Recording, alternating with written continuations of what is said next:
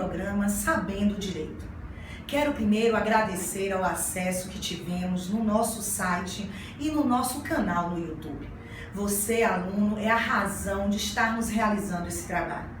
Colegas, cidadãos que nos agradeceram pelos pequenos esclarecimentos divididos.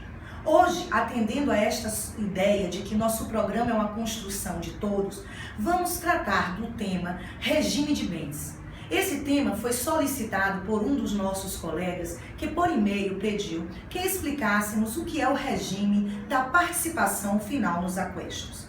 Antes de entrarmos nesta explicação, é preciso primeiro entender o que vem a ser regime de bens. Regime de bens é exatamente a forma que o patrimônio do casal será gerido, ou seja, aqueles que vão contratar o casamento decidem através do tipo de regime de bens que for escolhido, como vão ficar suas dívidas, como vão ser compartilhados os seus direitos, de que maneira eles querem construir a administração do aspecto financeiro desta sociedade. Porque casamento é uma sociedade antes de qualquer coisa. Uma sociedade ligada pelo amor, pelo afeto, mas uma sociedade. Pois bem, o direito brasileiro nos coloca 4 opções de regime de bens. São elas: o regime da separação total de bens, o regime da comunhão universal de bens, o regime da comunhão parcial de bens e o regime da participação final nos aquestos. O regime da separação total de bens tem a ideia de que cada um dos membros daquele casamento, ou seja, marido e mulher, cada um daqueles conviventes, daqueles companheiros, possam ter o seu patrimônio de forma totalmente separada. Ou seja, tudo que eles adquiriram antes de casar continua sendo patrimônio particular e qualquer bem que eles venham adquirir, ou a título gratuito ou a título oneroso durante o casamento, também será particular. Ou seja, no nome de quem estiver é que será o real proprietário daquele bem. Já no regime da comunhão universal de bens é exatamente o oposto. A comunhão universal visa a constituição de um patrimônio conjunto que vem desde antes do casamento e durante o casamento. Ou seja, tudo que cada um dos membros daquele casal vier adquirir antes do casamento e vier adquirir durante o casamento, ele terá como patrimônio conjunto da família e não um patrimônio separado e individualizado. Outro regime de bens é o da comunhão parcial de bens. Este regime, ele tem como marco divisório a data do casamento. Por que isso? Porque ele tem a ideia de que a família, o casal, só estará trabalhando em conjunto para construir um patrimônio único após o casamento. Então, o que é que ele determina? O que cada um dos cônjuges possui antes de casar é individualizado. Então, se João casa com Maria, o que João tinha antes de casar é só de João, o que Maria tem antes de casar é só de Maria. Após o casamento, tudo que esses dois tiverem que adquirir, mesmo que em nome de um só, de forma onerosa, passará a ser dos dois. Isso é importante, gente. O que vai conjugar é o que for adquirido de forma onerosa durante o casamento, após o casamento. O que é forma onerosa? Ou eu comprei, ou eu troquei. Ou seja, não entra aqui no patrimônio do casal o que eu ganhei de herança, o que foi feito através de uma doação. Isso está afastado.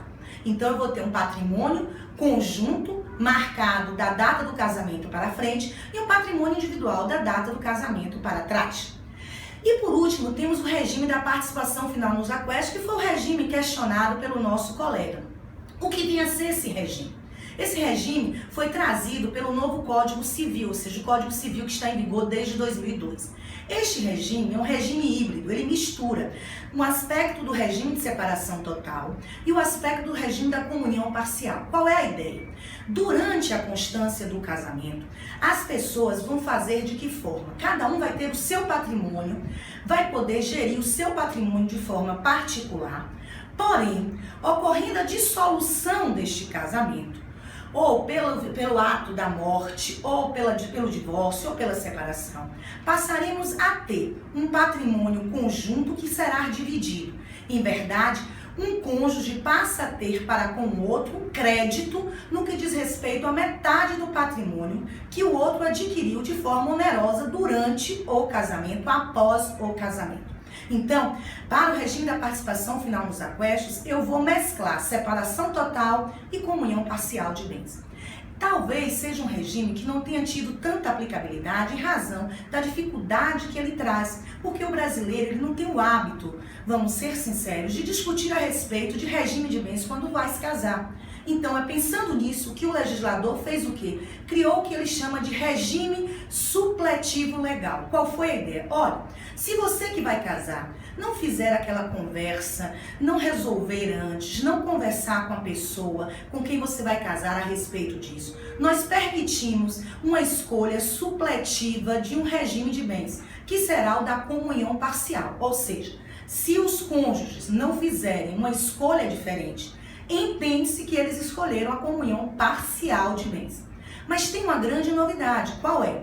A partir do Código Civil de 2002, todos que forem casados podem, por um ato de vontade, determinarem a mudança desse regime de bens. Então, eu posso casar no regime da separação total e durante o casamento fazer a escolha por mudar para a comunhão universal, para a comunhão parcial ou para a própria participação final nos aquestos.